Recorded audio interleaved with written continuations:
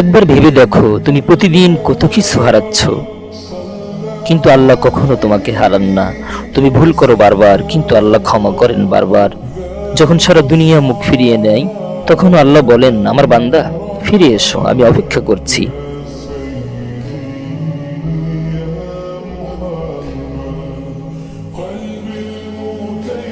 তোমার চোখের অশ্রু, তোমার নীরব কষ্ট, তোমার না বলা ব্যথা, সবই আল্লাহ দেখেন, জানেন, বোঝেন। হয়তো তুমি ভেঙে পড়েছো, হয়তো ক্লান্ত, হয়তো হার মানতে বসেছো, কিন্তু মনে রেখো, যে রব তোমাকে সৃষ্টি করেছেন তিনি কখনো তোমাকে ছেড়ে দিবেন না।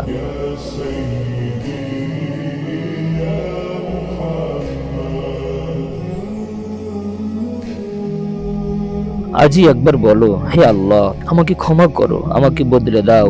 এই এক ডাকি তোমার পুরো জীবন বদলে দিতে পারে।